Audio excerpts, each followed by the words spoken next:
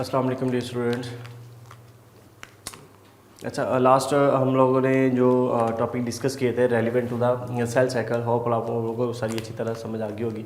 इसका नेक्स्ट जो टॉपिक आज हम स्टार्ट करते हैं, ठीक है, वो है मियोसिस के बारे में। ठीक, अच्छा, इसका जो नेक्स्ट पेज है, नेक्स्ट टॉपिक जो हमारे पास है दैट इज कॉल्ड एज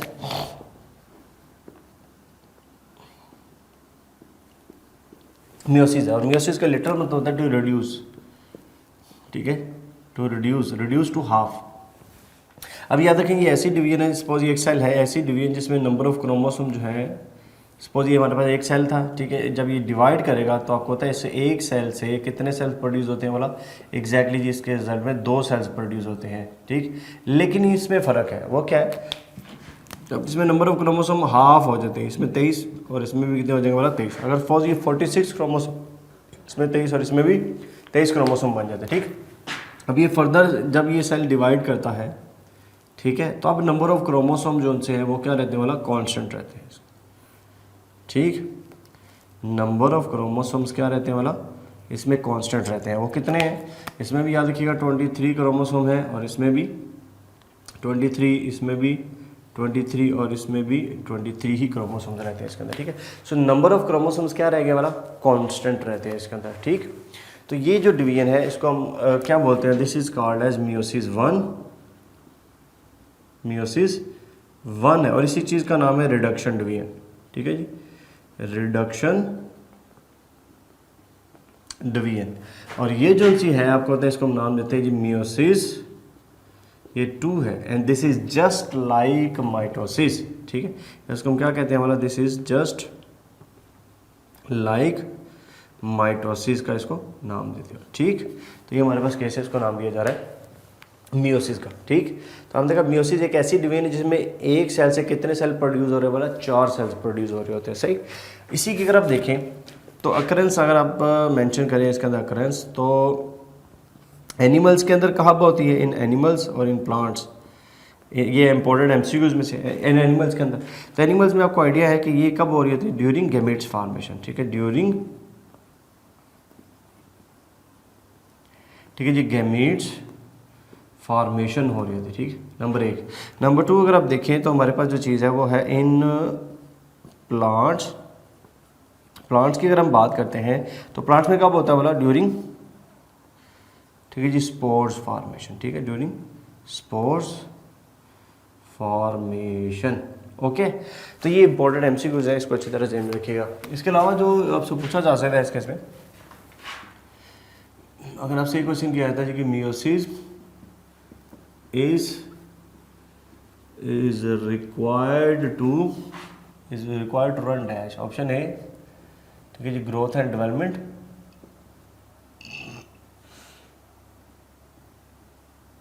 ठीक है, नंबर 1।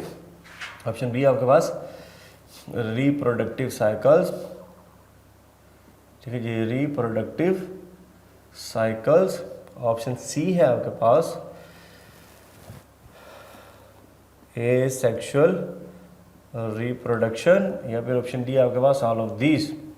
जी, क्या इसका आंसर आएगा, यस, तो इसका आंसर हमारे पास क्या है, रिप्रोडक्टिव साइकिल्स हम इसको कॉन्स्टिट्यूट कर रहे होते हैं। ठीक है, रिप्रोडक्टिव साइकिल, क्योंकि जाहिर सी बात है रिप्रोडक्शन में इन्वॉल्व हो रही है। जैसे हमने देखा कि गैमीट्स फॉर्मेशन है, ये स्पोर फॉर्मेशन है, तो आपको होता है कि ये रिप्रोडक्शन के अंदर ही इन्वॉल्व होते हैं, इसलिए हमारे पास क्या है, ये मियोसिस के सेंस में इसको यूज़ कर रहे हैं। सो एक ऐसी डिवीजन जिसमें डाटा सेल के अंदर number of chromosome reduce to half, आधे रह जाएं, ऐसी डिवीजन को हम क्या बोलते हैं, वाला मियोसिस का नाम देते हैं। ठीक है, तो आप देखिए इसके अंदर 2 इसकी टाइप्स को हम कंसीडर कर रहे हैं।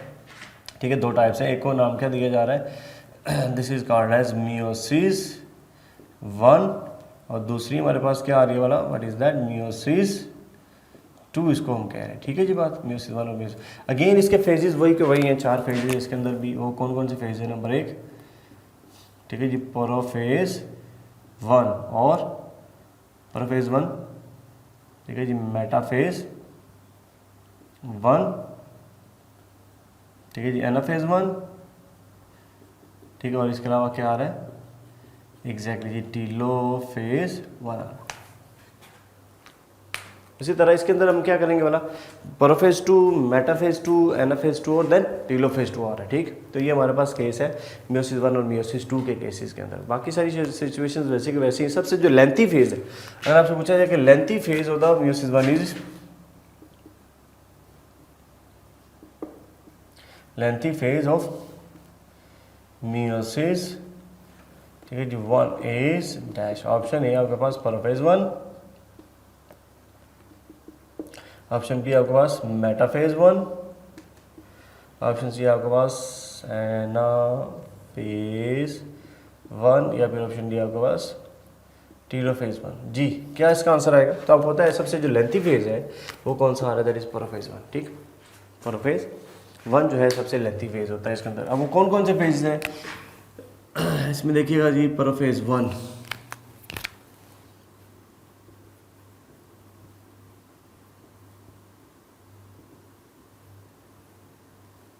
ठीक है जी, प्रोफेज 1। प्रोफेज 1 में आपको पता है कैसे ये लेंथी फेज है, तो इसके आपको पता है फर्दर फेजेस हैं। सबसे पहले हमने बात की इसके ऊपर, दैट इज कॉल्ड लेप्टोटीन, ठीक है जी, leptotene number 1।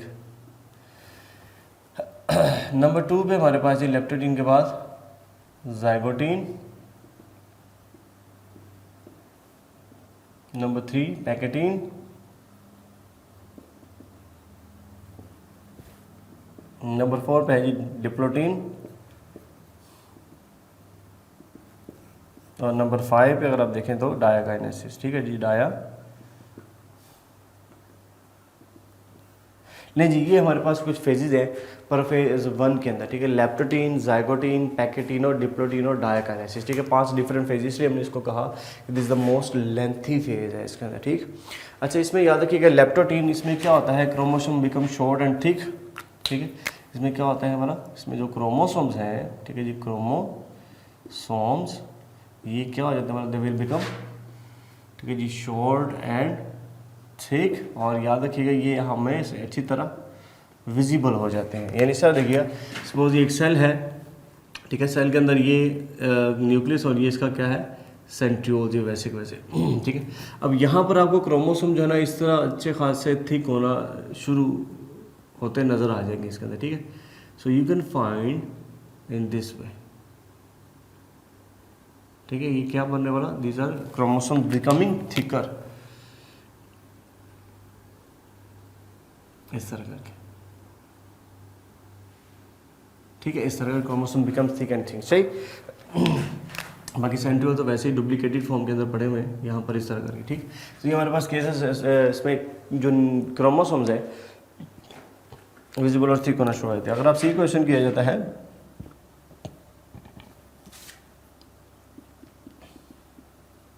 First essential process that is, ठीक है जी, pairing of homologous chromosomes, homologous chromosomes. The first essential process, that is pairing of homologous chromosomes, starts in, ठीक है जी, starts in dash. Option A zygote, option B आपके पास leptotene, diplotene,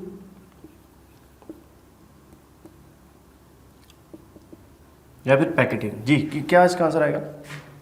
तो याद रखिएगा इसकी जो स्टार्टिंग है, स्टार्टिंग होती है जाइगोटीन के अंदर। जाइगो का लफ्ज़ ही मतलब होता है ज्वाइनिंग, ठीक है। तो याद रखिएगा इसमें क्या हो रहा है बड़ा, इसमें जो पेयरिंग है इट विल स्टार्ट, ठीक है। The pairing of the chromosome, जो पेयरिंग है उसको हम कहते हैं दैट विल स्टार्ट, वो स्टार्ट होती है इसके अंदर। वो कैसे देखिए, सपोज एक सेल है, ठीक है, सेल के अंदर ये इसका न्यूक्लियस है। अब इसमें पेयरिंग होना शुरू हो जाती है, इसमें सपोज ये क्रोमोसोम ये है, इसमें थिकनिंग और हो जाती है मज़ीद इस तरह करके, ठीक है। ये chromosome become more and more thick,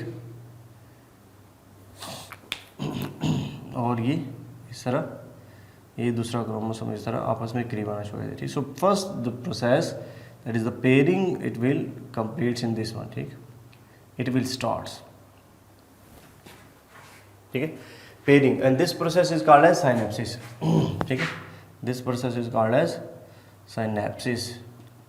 so synapsis that will start in which phase, तो वो क्या है, जाइगोटीन है, ठीक है। It will completes in what, synapsis completes in what, तो याद रखिएगा कंप्लीट इसके अंदर होती है पैकेटिन के अंदर, ठीक है।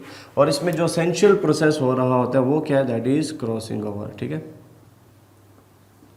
It is called as crossing over होती है। और आपको क्रॉसिंग ओवर में क्या होती है बोला, रीशफलिंग ऑफ द जीन्स, ठीक है, reshuffling of jeans.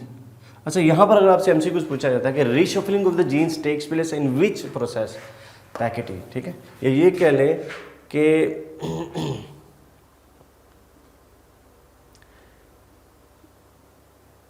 Dash phase is responsible for what, is responsible for genetic variations, ठीक है, responsible for evolution, एवोल्यूशन लिख लें या जेनेटिक वेरिएशन लिख लें, ठीक है। ऑप्शन ए है आपके पास, हाँ जी, लेप्टोटीन। ऑप्शन बी है आपके पास जाइगोटीन। ऑप्शन सी है आपके पास पैकेटीन, या फिर ऑप्शन डी आपके पास है डिप्लोटीन। जी, क्या इसका आंसर आएगा एग्जैक्टली इसमें हमारे पास जो चीज़ है that is responsible for what, pachytene, क्योंकि पैकेटीन में ही तो क्रॉसिंग ओवर हो रही है, पैकेटीन के अंदर ही तो क्या हो रहा है बोला, रीशफलिंग ऑफ जीन्स हो रही होती है, ठीक है। इस केस में देखिए क्या हो रहा है, सपोज अगेन ये सेल है, ठीक है, सेल के अंदर ये न्यूक्लियस है, न्यूक्लियस में ये जो क्रोमोसोम था इसमें अब देखिएगा क्या सूरत हाल होगी, ठीक, एक ये क्रोमोसोम है और दूसरा ये देखिए ये वाले क्रोमोसोम से, now they will cross over इस तरह का, ठीक। अब क्या होगा बोला, ये ब्लैक वाला जो है ये क्रोमोसोम इस रेड वाले के ऊपर शिफ्ट हो जाएगा, और ये जो रेड वाला है ये किसके ऊपर शिफ्ट हो जाएगा बोला, ब्लैक वाले के ऊपर, ठीक। इसको हम कहते हैं रीशफलिंग ऑफ जीन्स। अब जब ये हो जाएगा तो क्या सिचुएशन बनेगी आपके ख्याल में, इसका मतलब देखिएगा सपोज ये सेल है और ये इसका न्यूक्लियस है,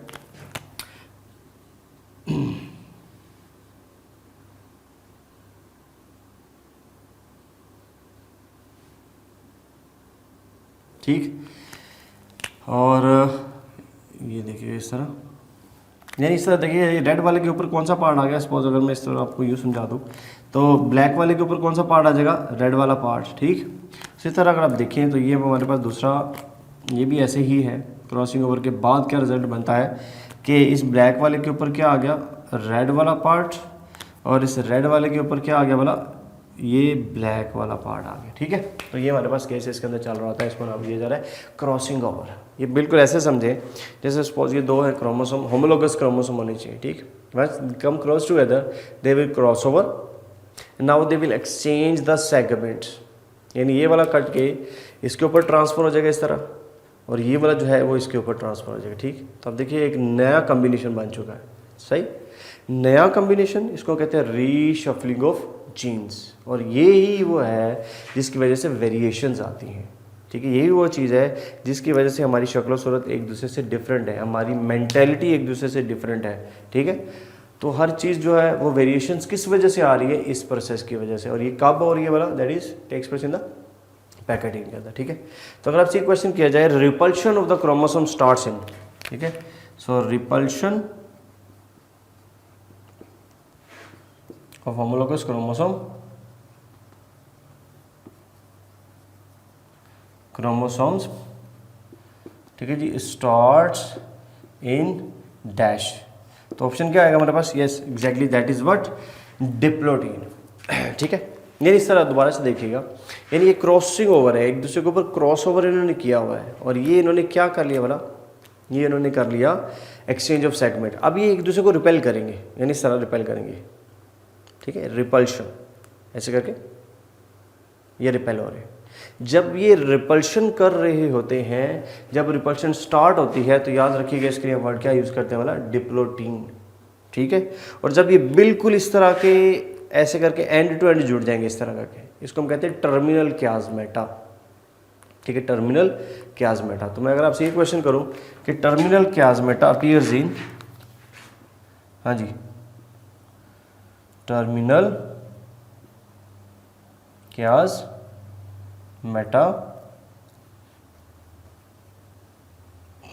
appears in डैश किस में होता है? तो एग्जैक्टली जी हमारे पास आंसर का आंसर क्या है हमारा? डाया काइनेसिस, टर्मिनल कियास्मेटा, बिल्कुल एंड टू एंड जो जुड़े होते हैं टर्मिनल इसको कहते हैं। ठीक, तो ये हमारे पास केस है, इसको नाम दिया जा रहा है डाया काइनेसिस, डाया काइनेसिस का नाम दे रहे हैं इसको। ठीक है, तो ये हमारे पास केस है जी जो कि 5 फेज में हमने इसको डिवाइड किया है, लेप्टोटीन, जाइगोटीन, पैकेटीन, डिप्लोटीन और डाया काइनेसिस प्रोफेज 1 के अंदर।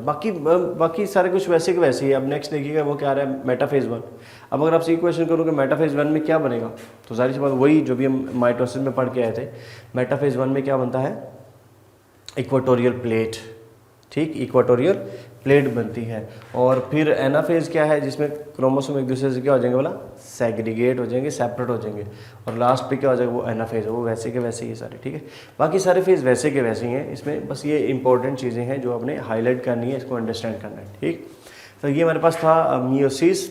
और आपको पता है मियोसिस 2 जो है, मियोसिस 2 अगर आप देखें तो this is just like mitosis. ये तो है ही वैसे का वैसा। ठीक है, ये तो है ही वैसे का वैसे इसके अंदर। अच्छा, अब देखिए ये 4 सेल प्रोड्यूस हो रहे हैं, तो याद रखिएगा एंड प्रोडक्ट ऑफ मियोसिस कितने सेल्स है हमारा? 4 सेल्स। और ये चारों सेल अगर आप मेल के अंदर बात करेंगे तो यार फंक्शनल है। ठीक है, मेल के अंदर आपको पता है चारों ये स्पर्म्स बन जाएंगे। लेकिन अगर आप फीमेल की बात करेंगे तो आपको पता है 3 इसमें पोलर बॉडीज बनेंगी और एक एग सेल बन जाएगा। बाकी तीनों सेल जो है ना वो डिस्कार्ड हो जाएंगे, ओनली 1 विल रिमेन फंक्शनल।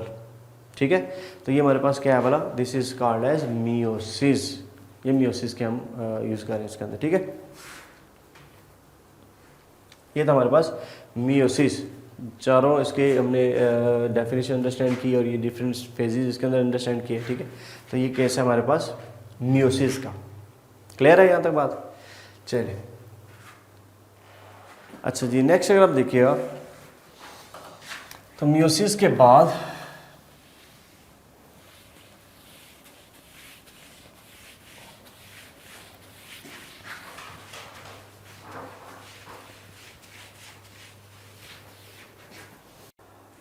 अच्छा जी, नेक्स्ट जो इस चैप्टर का हमारे पास टॉपिक है वो है नॉन डिस्ट्रक्शन, मियोटिक एरर्स। ठीक है, सो व्हाट इज दैट?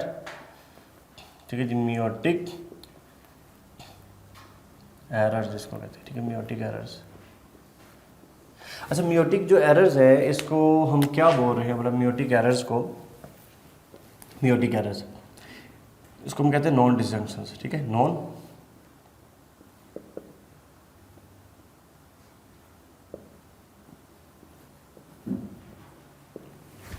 अच्छा, मियोटिक जो एरर्स है इसको हम बोल रहे हैं non disjunction of the chromosomes. ठीक, नॉन डिसजंक्शन ऑफ क्रोमोसोम के इक्वली सेग्रीगेट नहीं होंगे। ठीक है, इसमें not equal segregation of the chromosomes. ठीक है, नो इक्वल, ठीक है जी, सेग्रीगेशन ऑफ क्रोमोसोम्स। इसमें याद रखिएगा इक्वल सेग्रीगेशन नहीं होती क्रोमोसोम्स की। फॉर एग्जांपल अगर आप देखिए, सपोज ये हमारे पास एक सेल है, सेल के अंदर ये आपने पढ़ा ये 46 क्रोमोसोम है। ठीक है, अगर सपोज इससे 2 सेल्स बनते हैं, हो सकता है इसके अंदर 22 क्रोमोसोम हो जाए, हो सकता है इसके अंदर 24 क्रोमोसोम हो जाए। तो क्या ये इक्वल सेग्रीगेशन है? बिल्कुल भी नहीं, इक्वल सेग्रीगेशन नहीं है क्रोमोसोम्स की। क्योंकि अगर इक्वली होता तो 23-23 मूव करते, जैसे कि हमने मियोसिस में पढ़ा भी। ये क्या हो रहा है भला? इसमें आप देखें 22 और इसमें 24 आ रहे हैं, तो व्हाट इज दैट? इसको क्या हम इसको अगर सपोज इसको हम जनरली तौर पे लिखते हैं तो क्या मैं यूँ लिख सकता हूँ, ये 2n का सेल है एक। ठीक है, और नॉर्मली जो बनने चाहिए थे वो क्या थे? Definitely it should be n haploid. इसको भी क्या बनने चाहिए था भला? n बनने चाहिए। सही है। अच्छा, अगर ये n किसको इंडिकेट कर रहा है? n इंडिकेटिंग 23, और ये भी किसको इंडिकेट कर रहा है भला? 23 को इंडिकेट कर रहा है। ठीक है, अगर यहाँ पे 22 है तो इसका मतलब क्या हो जाएगा? इसका मतलब हो जाएगा n-1, और इसका मतलब क्या हो जाएगा बोला? n+1 हो जाएगा। ऐसे ही होगा ना भाई? n किसको इंडिकेट कर रहा है? n इंडिकेटिंग 23, तो इसका मतलब 23 एक जमा ऐड करेंगे तो 24 हो जाएगा। सही। और यहाँ पे क्या n किसको इंडिकेट कर रहा था? अगेन 23 को। 22 है तो n-1 हो जाएगा इसका। And this is called as non disjunction. ठीक है, अब इस नॉन डिसजंक्शन के अंदर बड़ी सारी एग्जांपल्स हैं। आपके वो टेबल एक बना हुआ है, उसके अंदर डिफरेंट तरह के सिंड्रोम्स दिए हुए हैं, ठीक है। एडवर्ड सिंड्रोम है, जैकब सिंड्रोम है, ठीक है, डाउन सिंड्रोम है, मेटाफीमेल है, क्लाइनफिल्टर सिंड्रोम है, जैकब सिंड्रोम है, ठीक। तो ये सारे जितने भी सिंड्रोम है उस टेबल को आपने बड़ी अच्छी तरह याद रखना है, ठीक है, क्योंकि उस टेबल में से बड़े इंपॉर्टेंट एमसीक्यूज आते हैं, सही। उस टेबल को अच्छी तरह आपने मेमोराइज करना है, अच्छी तरह याद करना है उसको। अब इस